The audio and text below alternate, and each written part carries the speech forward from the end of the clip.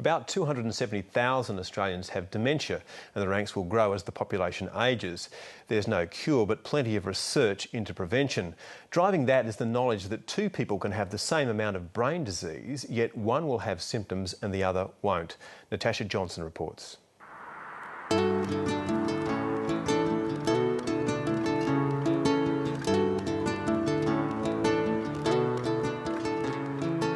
Out on his daily early morning walk, Alex Pekin is a remarkable picture of good health. But with every passing birthday, the sprightly 88-year-old has been haunted by a fear of losing his mind after seeing his mother's mental decline from Alzheimer's disease. It was terrible because it was torture for her. She acted like she was tormented all the time. I could see she was mentally dead and lost to me, when it came to me.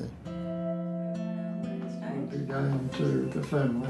Yeah, I will write it down. Then, about 3 years ago, Alex Pekin felt his memory was failing. Forgetting names, forgetting places. I felt I was going downhill. Slow it down so you're giving your brain that extra time to take in all that information. So Alex Pekin was referred to the Healthy Brain Ageing Clinic at the Brain and Mind Research Institute in Sydney. What I'm going to show you here is a picture of a normal brain. Associate Professor Sharon Naismith and her team are investigating whether early intervention programs promoting mind health can reduce cognitive decline.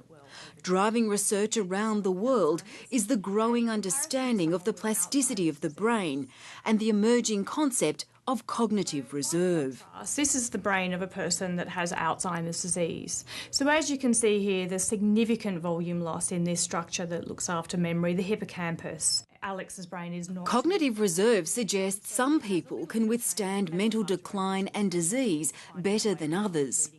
It's a protection, it's a resilience. The idea is that some people somehow can cope with these brain changes better, and it allows them to age more successfully. Each of these Professor Yakov Stern, a clinical neuropsychologist from Columbia University in New York, is one of the world's leading proponents of cognitive reserve, and he shared his latest research at a recent symposium run by the Australian Psychological Society.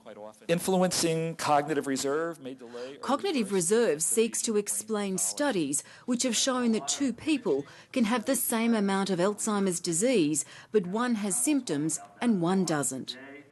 Up to 30% of the people who are cognitively normal before they die, by cognitively normal I mean they do absolutely fine on memory testing and the other tests that they get, and about 30% of those people have full-blown Alzheimer's pathology, the plaques and tangles that the pathologists look like, just like people with Alzheimer's. So you wonder, why do those people escape?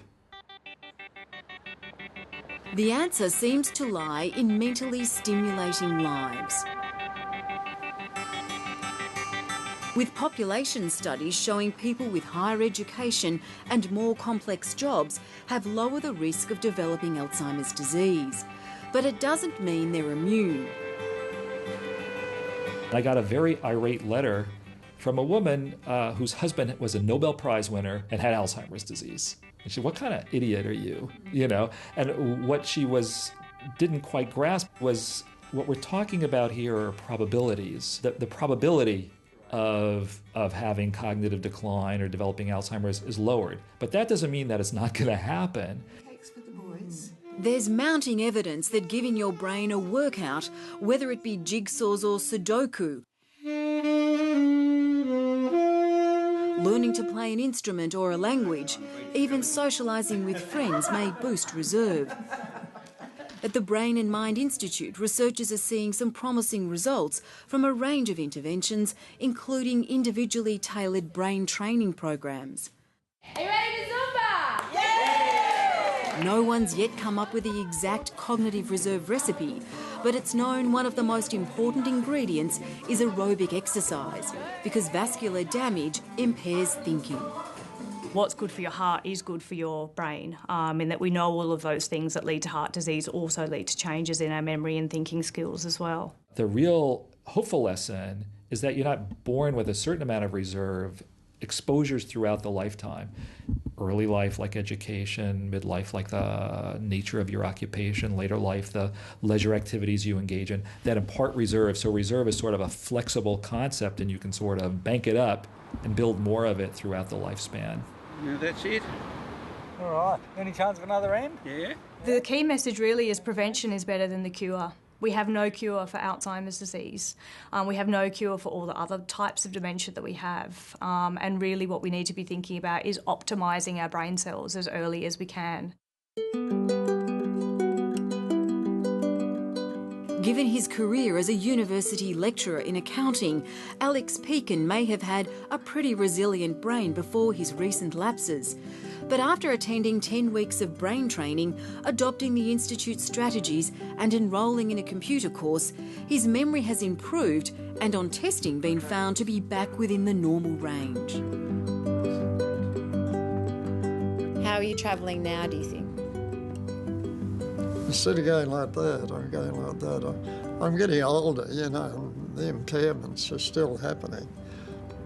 But I feel like I'm just going gradually down.